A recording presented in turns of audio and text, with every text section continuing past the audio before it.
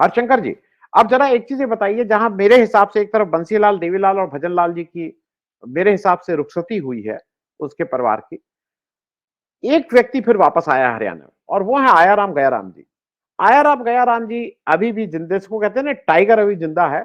वो अशोक तंवर जी ने वो काम करके दिखा दिया। अशोक तंवर जी, मतलब चुनाव प्रचार के आखिरी दिन 3 तारीख को 5 बजे चुनाव प्रचार खत्म हो रहा है, वो 12-1 बजे तक बीजेपी के मंच पे नजर आते हैं, और 2 बजे वो आके कांग्रेस के साथ जिंदाबाद करने लगते हैं। तो मुझे हरदम लगा कि बंसीलाल, देवीलाल, भजनलाल का युग खत्म, लेकिन आया राम गया राम अभी भी हरियाणा की पॉलिटिक्स में बिल्कुल ठीक से हैं। तो मुझे एक अच्छा भी लगा कि ठीक है, अशोक तंवर जी आ गए। हालांकि मैं उस पर एक आपका टिप्पणी चाहूंगा कि अशोक तंवर जी को लाके उसके क्या क्या फायदे और वो हैं, क्योंकि अब एक तरफा, एक तरह से कह सकते हैं, जो हरियाणा के दो सबसे बड़े दलित चेहरे हैं, शैलजा जी और अशोक तंवर, वो अब इस तरफ हैं।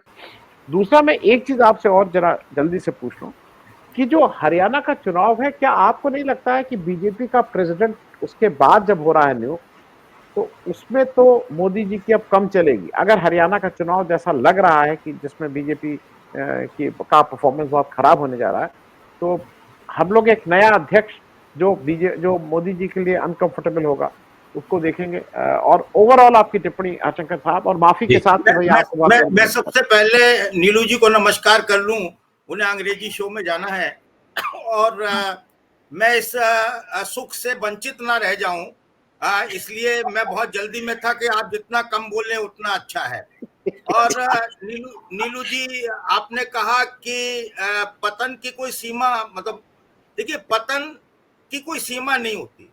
जब आदमी पतित हो जाता है तो वो उसकी, आप सोचें, पतन की आज तक कोई सीमा नहीं नाप पाया। पतन होता है तो होता चला जाता है। अब आप वो किसी के भी पतन की देखें।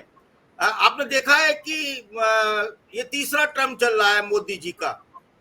पतन तो उनका पहले दिन भी हुआ था, लेकिन मतलब सोचा था कि प्रधानमंत्री बन गए हैं तो चलो वो वहां थाम लेंगे उस पतन को, कुछ मतलब जिम्मेदारी आ गई है तो सोच लेंगे। लेकिन वो पतन जो है वो लगातार होता चला गया। और दूसरी बात ये है कि मैं सबको नमस्कार तो कर ही लूं। हमारे जलील साहब हैं, मैं उनका बहुत शुक्रिया करता हूं कि वो हमेशा साथ रहते हैं।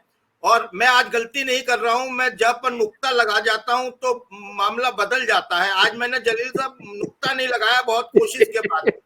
हाँ, जैसे जैसे कहते हैं सर, मतलब बिंदी लगंतरम और संस्कृत बनंतरम, ऐसे ही मतलब उर्दू का कोई मामला होता है तो मैं नुक्ता लगा देता हूँ और सोचता हूँ उर्दू सही बोल दी मैंने। और एक दिन मुझे टोक दिया, बोले आप मुझे क्या कह रहे हैं, जलील कह रहे हैं। तो मैंने रेपता के शब्दकोश का सहारा लिया। और अजय जी, आपको प्रणाम करता हूं। और आनंद जी को प्रणाम करने की मुझे इसलिए जरूरत नहीं है क्योंकि सुबह शाम मेरे घर में आरती होती है तो बजता है स्वामी तुम ठाकुर मेरे। तो हाँ, स्वामी तुम ठाकुर मेरे, तेरा तुझको अर्पण क्या लागे मेरा। तो सर ये चीजें तो हैं। अब आप बात करते हैं मुद्दे पर। देखिए, आयाराम गयाराम ये बहुत कॉमन टर्म है, लेकिन जो 1 घंटे पहले भाजपा के मंच पर और 1 घंटे बाद कांग्रेस के मंच पर खड़ा हो, इसको इसको क्या कहते हैं, इसके लिए अभी कुछ नया टर्म इजाद करना पड़ेगा, जरूरत है। पुरानी टर्म सब भौतरी हो गई उसके लिए। और वैसे उनके बारे में मैं बता दूं हमारे दर्शकों को, आप तो सब जानते ही हैं कि हमारे जो वो ललित माकन की बेटी अवंतिका उनसे ब्याही हैं, और ये उनकी दूसरी शादी, और ये शादी कराने में गांधी परिवार का बहुत ही योगदान था। तो ये वो उनका गांधी परिवार से अटैचमेंट रहा है, और वो एनएसयूआई के प्रेसिडेंट थे, यूथ कांग्रेस के रहे। लेकिन बीच में बहुत सारे लोग ऐसे होते हैं जो जल्दीबाजी में होते हैं, कभी कुछ हुआ या स्टेट की राजनीति ऐसी हुई, वो छोड़कर चले जाते हैं या कुछ होता है, ज्यादा उनमें पेशेंस नहीं होता तो वो चले गए। अब जाकर उन्होंने देख लिया कि बोले अरे, यहाँ तो, वहां तो चिंगारियां थी, यहाँ तो भट्टी दहकती है जहां मैं आया हूं। तो परेशान थे, गांधी परिवार की शरण में गए, वहां से वो आ गए। और अब लोगों ने कहा कि साहब शैलजा जो है उनका कद घटाने के लिए लाया गया है। देखिए, कद किसी का नहीं घटता, शैलजा का कद नहीं घटता, हुड्डा साहब का कद नहीं घटता और बत्स साहब का भी कद नहीं बढ़ता। ये कद तो अपने उतना ही है जितना हो गया। जब आदमी बालिग हो गया और 5 फुट 11 इंच में थम गया तो 5 फुट 11 इंच का है, 5 फुट 12 इंच का नहीं हो सकता। शैलजा ने ये बार बार सिद्ध किया है। मैं इस पूरे चुनाव को, हरियाणा चुनाव को, शैलजा को मैं मानता हूं कि वो हीरो हैं उसकी। मैं हीरोइन नहीं बोल रहा हूं, वो उसकी हीरो है, वो उसकी स्टार है। उन्होंने जो काम किया है वो किसी ने नहीं किया। आप देखिए आनंद जी कि शैलजा ने ढील के पेच लड़ाए, मौका दिया खट्टर साहब को, भारतीय जनता पार्टी को, और बोले शैलजा दुखी हैं, दलित का अपमान होता है, उन्हें मुख्यमंत्री नहीं बनाया जा रहा है, और वहां तो हुड्डा साहब की चल रही है, उनके लोगों को भी टिकट नहीं दिए गए। और फिर कहा कि 25 तारीख को वो ज्वाइन करेंगी। अब 25 तारीख को ज्वाइन करेंगी, उससे पहले उन्होंने एक पापा की परी को इंटरव्यू दे दिया। वो गोदी मीडिया की एक एंकर थी, नाम मैं नहीं जानता सर, मैं मतलब महिलाओं को नाम मुझे बहुत कम याद रहते हैं। फॉर्चुनेटली नीलू जी का नाम याद रह जाता है क्योंकि वो बार बार उनके शो देखने को मिलते हैं आपके चैनल पर, तो वो एक अलग बात है। तो वो उन्होंने कह दिया कि मेरे खून में कांग्रेस है और मेरे पिता तिरंगे में लिपट कर आए थे और मैं भी तिरंगे में लिपट कर जाऊंगी, शॉर्ट में बता रहा हूं। तो उन्होंने बात को इस तरीके से कहा और बात बिल्कुल उन्होंने खत्म कर दी। लेकिन बीजेपी कहां मानने वाली है। दरअसल बीजेपी को आदत पड़ गई है। बीजेपी अब बीजेपी बच्ची नहीं है। कुछ लोग कहते हैं भ्रष्ट जनता पार्टी, कुछ लोग कुछ कहते हैं, कुछ लोग अलग अलग कहते हैं, लेकिन मैंने उसका नाम जो रखा हुआ है वो भांगरेस रखा हुआ है सर। हाँ, वो उसका बीजेपी का जो है, भाजपा जो है भांगरेस हो गई है। उसमें भारतीय जनता पार्टी के जो कर्मठ कार्यकर्ता थे, जो आरएसएस बैकग्राउंड के हों या उनके हों, उनका काम वहां पर दरी बिछाने का, झाड़ू बनाने का रह गया है। अब तो ये हो गया है कि सब किरण चौधरी आएंगी, राज्यसभा मिलेगी और श्रीमती चौधरी को विधानसभा का टिकट मिलेगा। तो मतलब कांग्रेस से आए किसी भी व्यक्ति का या मैं मतलब वो नहीं नाम लूंगा किसी पूंछ हिलाने वाले का, या हाँ वो अनुचित है सर, वो मतलब तो वो भी उसका अपमान होगा सर, वो भी उसका अपमान होगा। तो वो मतलब भांगरेस हो गई है। अब स्थिति ये है कि हरियाणा में 61% तक मतदान हो चुका है और ये 5 बजे का फिगर है। और ये 5 बजे का फिगर वस्तुतः 4 बजे का फिगर होता है, 1 घंटे पहले का फिगर होता है। और ये इस तरीके से लगता है कि ये 72 से 75% के बीच में कहीं जाकर टिकेगा और इससे ऊपर निकल गया तो समझ लीजिए कि वही वाला काम होने जा रहा है जो अरविंद केजरीवाल ने दिल्ली में किया था। स्थिति बहुत विचित्र है। अब बहुत सारे पत्रकार डमरू लेके घूम रहे हैं सर वहां पर, वो गांव-गांव भी जा रहे हैं, वो मतलब लोगों से राय ले रहे हैं कि किसकी हवा चल रही है। बहुत सारे लोग हैं। तो हमारे अनुज हैं, भाई हैं, राम प्रकाश राय जी, ये पहुंच गए एक दिन हरियाणा के गांव में, हाथ में पब्लिक इंडिया का माइक लेके, और इन्होंने लगाया, बोले ताऊ किसकी हवा चल रही है? ताऊ बोला हवा तो पूर्वी चल रही है, पूर्वा चल रही है। हाँ, तो उसने दूसरे से पूछा, अरे भाई तो मेरे पास आते आते पछुआ थोड़ी हो जाएगी, पूर्व ही रहेगी। दोनों ताऊ अलग अलग खाट पे बैठे हुए थे। उन्होंने कहा नहीं, राजनीतिक हवा किसकी चल रही है, कांग्रेस की या बीजेपी की? तो उसने कहा भाई सब जगह कांग्रेस ही कांग्रेस है। वो दूसरे ताऊ के पास गया, आप क्या कहोगे? बोले भाई यहां तक आते आते हवा नहीं बदल सकती तो कांग्रेस कैसे बदल जाएगी? तो इस तरीके के बहुत सारे वहां पर चुटकुले, जुमले, हास्य प्रयास चल रहा है लेकर। और एक और चल रहा है, मैं बता दूं कि बहुत सारी सभाएं राहुल गांधी ने की, 4 दिन में इतिहास बदल दिया वहां का, भूगोल बदल दिया वहां का पूरा नरेशन सेट कर दिया।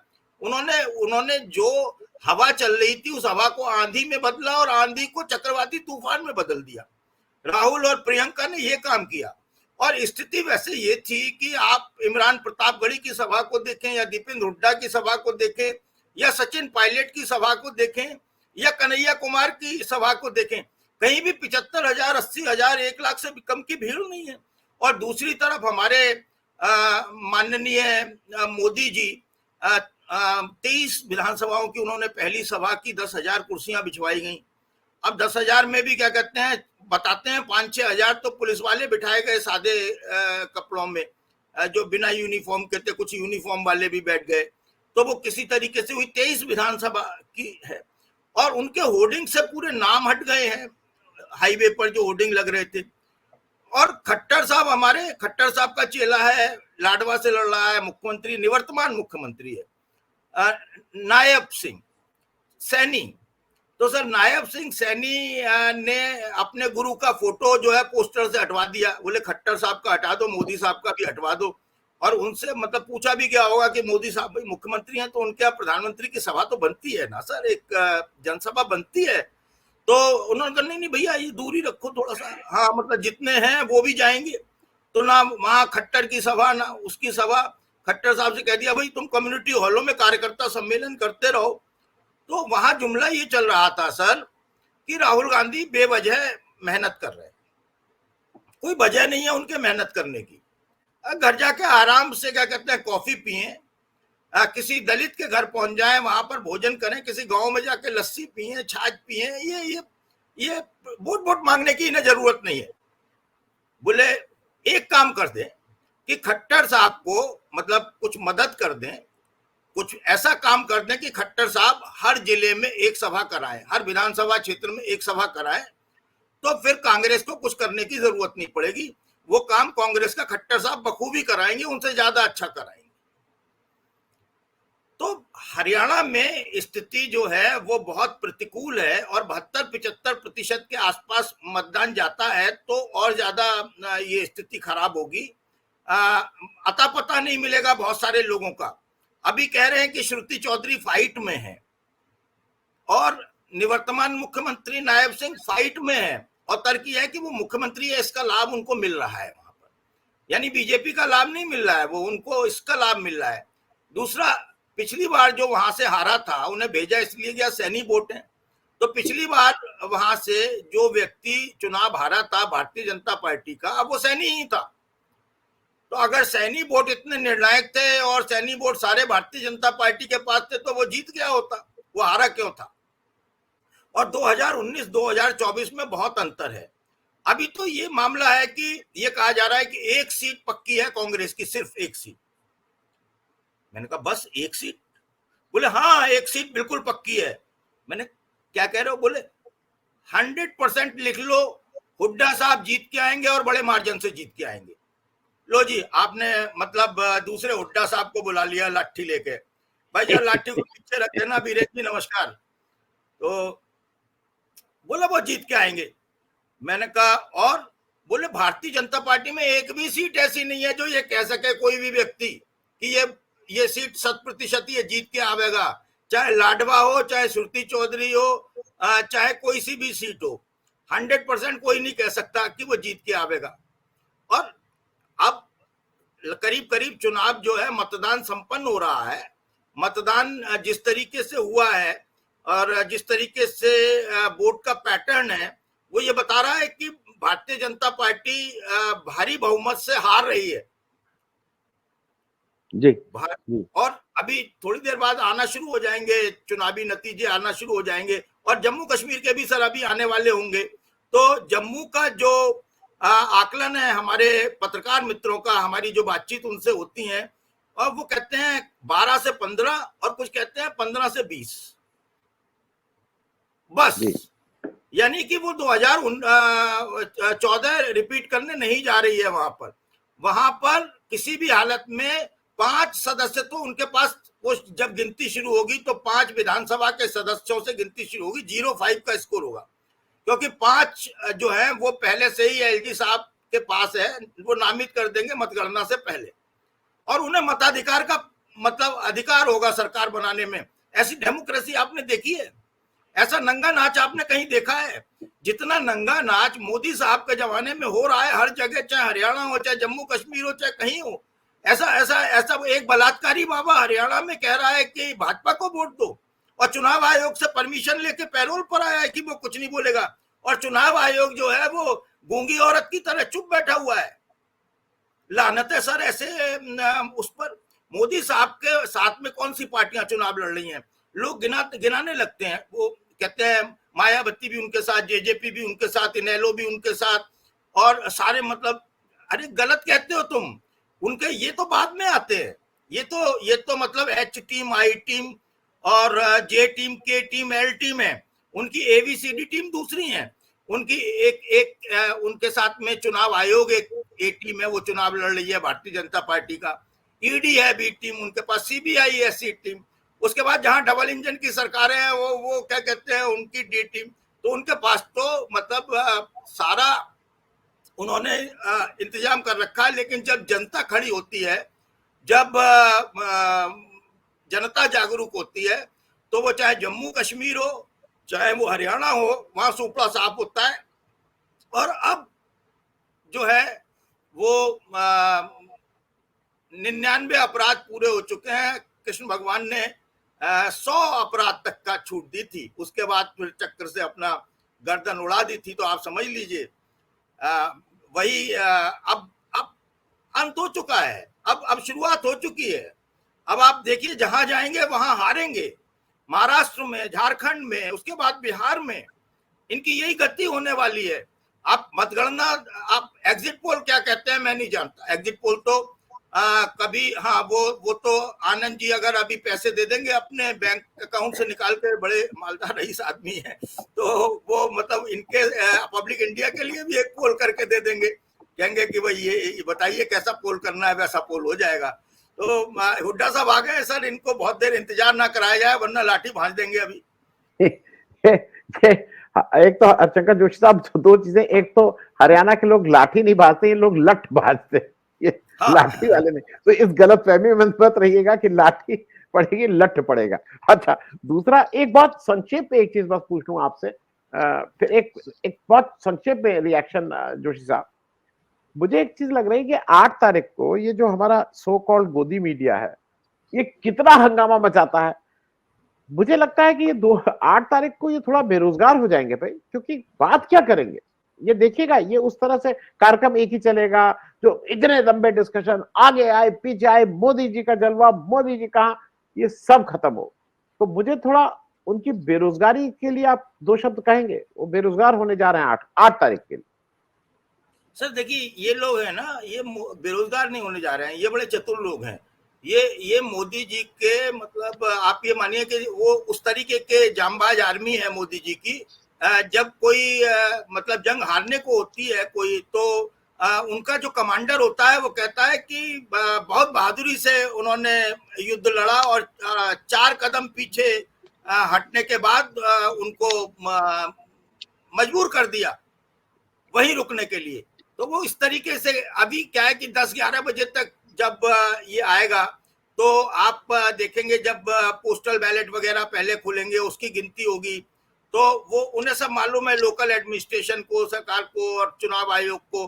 तो वो मतलब 1 घंटे तक वो ये पता चलेगा कहीं से, तब तक कोई आंकड़ा भी नहीं आता है, चुनाव आयोग की साइट पर भी नहीं होता है। और जो लोग मैंने कवर किया है वो मैं जानता हूं कि मैं वहां मतगणना केंद्र पर मौजूद हूं। पहले तो अंदर जाने की अनुमति होती थी, हम टेबल पर जाकर खड़े हो जाते थे और वहीं घूमते रहते थे। तो लेकिन अब क्या है कि अब वो सारी अनुमतियां बंद कर दी हैं मोदी जी के राज में। वो अब एक कैंप बना दिया जाता है और वहां पर बैठ जाते हैं सारे पत्रकार, भाई चाय बिस्कुट पियो, नाश्ता करो, अच्छी सेवाएं हैं, और यहाँ पर आपको हम अनाउंसमेंट करते रहेंगे, आप नोट करते रहो जो भी है। और फिर वो अचानक बंद भी हो जाता है, एलईडी वगैरह भी लगे हुए होते हैं कि आप फुटेज देखते रहो, लेकिन कोई खबर नहीं आती। और जब तक मतलब आधे 1 घंटे तक कोई खबर नहीं आती, तब तक ये जो गोदी मीडिया है या मेन स्ट्रीम का मीडिया है, तब तक तो ये मतलब 50 सीटों का रुझान दिखा चुका होता है। तो ये मतलब उन सीटों पर अभी वो 1 घंटा, 1.5 घंटा, 2 घंटा वो भक्ति काल में जिएगा सर। खाता मुंह है और झुकती आंखें हैं सर। तो ये देखिए, ये तो रहेगा ही। और फिर बहुत सारी चीजें उसके बाद भी वो तलाश करके लेकर आएंगे, बहुत सारे नरेशन उसके बाद भी बदले जाएंगे। और हो सकता है कि एक आध पापा की परी बोल दे अपने मुंह से कि पाकिस्तान जीत गया। जी जी जी जी। तो विदेश, मैं हाँ कुछ भी हो सकता है सर। वो पाकिस्तान जा रहे हैं विदेश मंत्री अपने,